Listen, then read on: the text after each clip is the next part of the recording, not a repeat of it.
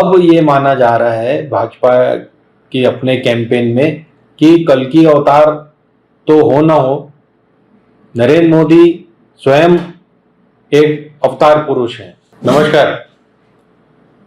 एक पौराणिक महत्व की कहानी है कि कल्कि अवतार जो हैं वो 11वें अवतार होंगे भगवान विष्णु के, और उनका जन्म अभी बाकी है। गुरुदेव आचार्य प्रमोद कृष्णम ने संभल में कल्कि मंदिर का स्थापना की है, और उसका उद्घाटन भी प्रधानमंत्री माननीय नरेंद्र मोदी ने किया है। लेकिन अब ये माना जा रहा है भाजपा के अपने कैंपेन में कि कल्कि अवतार तो हो ना हो, नरेंद्र मोदी स्वयं एक अवतार पुरुष हैं। प्राइम मिनिस्टर मोदी राम का अवतार है इनका। प्रधानमंत्री इस देश के भगवान विष्णु का अवतार है। शिव जी का ही वरदान उन्हें प्राप्त है। प्रधानमंत्री जी के ऊपर वो हमारे लिए एक अवतार है। ये मोदी जी एक अवतार के रूप में है कि वो एक दैवीय शक्ति के प्रतीक है कि परमात्मा ने मुझे भेजा। ये कैसे हो रहा है भाई? 2014 में जब नरेंद्र मोदी का पूरे राष्ट्र पर अवतरण हुआ था, तब कहा गया था कि वो चेंज के लिए आ रहे हैं और वो एक नया युग शुरू करेंगे और वगैरह वगैरह। 2017 आते आते तक संबित पात्रा जैसे लोगों ने उन्हें राष्ट्र का पापा बता दिया था। तो मोदी जी आपके चाचा हैं क्या? मेरे चाचा नहीं, तो कौन है? इस देश के बाप हैं। इस देश के बाप हैं। 2019 आते आते जब 2019 के चुनाव हो रहे थे तो हमें बताया गया कि वो राष्ट्र के सुप्रीम लीडर हैं। ये सुप्रीम लीडर वाला चलन चला था 2019 में। Narendra Modi ji is leader. Each candidate who is contesting across India represents a miniature version of Modi. We are fighting not with our name. We are fighting with the name of our supreme leader Narendra Modi. अब 2024 में फिर माननीय पात्रा ने शुरू कर दिया है कि ये तो भगवान का स्वरूप है और भगवान जगन्नाथ भी उनके भक्त हैं। और ये उनको देख लीजिए, वो जो उड़िया में कह रहे हैं, ऐसा नहीं लगता कि उनका कोई स्लिप ऑफ टंग है या गलती से कह गए हैं। ये एक सोची समझी जो नैरेटिव है वो बना रहे हैं। लक्षादि लोक आछंती मोदी भक्त जगन्नाथ आमे सबु होचु मोदी परिवार जन।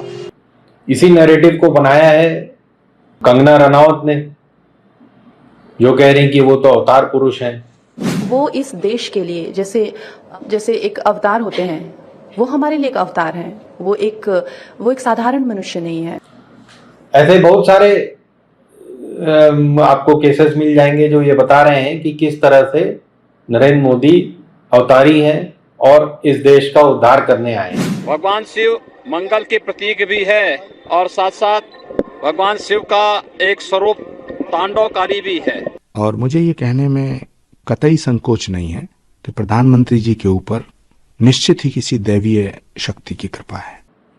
लेकिन इन सब चवन्नी अठन्नियों से कोई बात नहीं बन पा रही थी, तो माननीय श्री नरेंद्र मोदी खुद अब कह रहे हैं कि वो बायोलॉजिकली शायद पैदा हो गए होंगे, लेकिन है तो सुपर पावर, किसी न किसी की वजह से उनको ये सुपर पावर मिला हुआ है और उनके माध्यम से ये काम किया जा रहा है। सुनिए उन्हें। मैं कन्विंस हो चुका हूं कि परमात्मा ने मुझे भेजा है। परमात्मा ने मुझे भेजा है। ये ऊर्जा बायोलॉजिकल शरीर से नहीं मिली है। ये ऊर्जा ईश्वर ने मुझसे कुछ काम लेना है। और एक बार नहीं कहा उन्होंने, 2 बार कह दिया कि शायद परमात्मा ने ही मुझे किसी काम के लिए भेजा है, किसी पर्पज के लिए भेजा है, और वो ही मुझसे ये पर्पज की पूर्ति के लिए दिशा भी देता है। तो शायद कोई दैवी शक्ति कहो, कोई ईश्वरीय शक्ति कहो, उसके बिना ये सब संभव नहीं है। तो मैं तो उसी के हवाले हूँ, लेकिन वो दिखता नहीं है। तो ये सोचा समझा नैरेटिव बनाया जा रहा है। अब ये नैरेटिव क्यों बनाया जा रहा है भाई? अवतारी पुरुष हैं जभी तो उन्होंने राम मंदिर बनवा दिया, अवतारी पुरुष हैं जभी तो 370 हट गया, अवतारी पुरुष हैं जभी तो 700 सिख दिल्ली बॉर्डर पर मर गए। बिल्कुल बोल रहा है कि 750 के आसपास किसान शहीद हो गए और भारत सरकार की तरफ से एक भी शोक संदेश नहीं आया। अवतारी पुरुष हैं, तभी तो मणिपुर में हजारों लोग मर गए। मैं एक बात करना चाहता हूँ, मतलब this is my humble request, this is my humble request Modi ji, ये चुंगरिंग मेरे तरफ से मैसेज देना चाहता हूँ। हिंसा हो रहा है मणिपुर में, ऑलमोस्ट 1 ईयर हो गया और हर दिन लोग मर रहा है और रिलीफ कैंप में कितना लोग रहता है, खाना पीना अच्छी से नहीं मिल रहा है और बच्चा लोग अच्छी से पढ़ाई नहीं कर रहा है। हम लोग फ्यूचर के लिए बहुत परेशान है मणिपुर, और मोदी जी आप एक बार आके मणिपुर में विजिट कर लीजिए और जल्द से जल्द मणिपुर को शांति चाहिए प्लीज।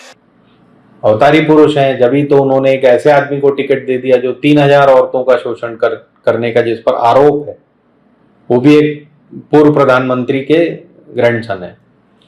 तो अपने देश में अवतार होने की जो ये परंपरा है, ये बहुत लोगों ने निभाई है। ओशो भी अपने आप को अवतार बताते थे, पहले वो भगवान रजनीश कहलाते थे, आचार्य रजनीश कहलाते थे, अंत में जाते जाते ओशो हो गए थे। इसी तरह उनका भी प्रोग्रेशन हुआ था 2014, 17, 19 और 24, जैसे मैंने आपको बताया कि इस तरह से प्रोग्रेशन, उसी तरह से रजनीश का भी प्रोग्रेशन हुआ था। पहले आचार्य थे, प्रोफेसर थे, फिर भगवान रजनीश हो गए, फिर अंत में ओशो हो गए। ओशो मतलब जापानीज वर्ड है अवतार के लिए। तो इसी तरह बहुत से लोग हैं, आप ये शक मत पालिए, बहुत सारे जो योगाचार्य हैं, बहुत सारे जो बाबा बैरागी घूम रहे हैं, चाहे उसमें राम रहीम हो, चाहे ये आसाराम झांसाराम हो, ये क्या कर्म कांड कर डालें, इसको वो लीला कहते हैं। उनके भक्त भी उसे लीला मानेंगे। क्या रेप कर दें और क्या नहीं, वो इनकी लीला है, राम रहीम की लीला है, आसाराम की लीला है। तो ये लीला करते करते अभी पैरोल और जेल में है।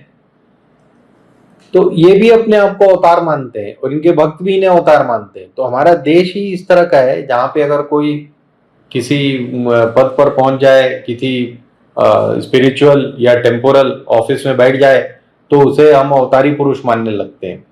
बहुत दूर मत जाइए, इंदिरा को भी माता कह के ही लोग बुलाते थे, जैसे कि वो कोई अवतारी माता है। जैसे पूरे ट्राइबल एरियाज में, दुनिया भर के जो हमारे ट्राइबल एरियाज हैं, नॉर्थ ईस्ट से लेके छत्तीसगढ़, झाबुआ से लेके साउथ तक, सब जगह इंदिरा माता एक अवतार की तरह देखी जाती थी। उसी तरह बहुत सारे हमारे फिल्म एक्टर हैं, यहाँ तक कि खुशबू, उनके भी मंदिर बन चुके हैं। तो अपना देश ऐसा ही है, यहाँ पर ये अवतार की अवधारणा आप बना दें और आपको 10-20 करोड़ भक्त तो मिल ही जाएंगे। फिर आपकी अपनी सिद्धि के ऊपर है कि आप कितने भक्त बना पाए। इस वक्त श्री नरेंद्र मोदी जी के करोड़ों भक्त हैं और भगवान और अवतार होने के बावजूद वो इस देश में इलेक्शन लड़ रहे हैं। ये हम सबका सौभाग्य है। धन्यवाद। हिंदुस्तान जिंदाबाद।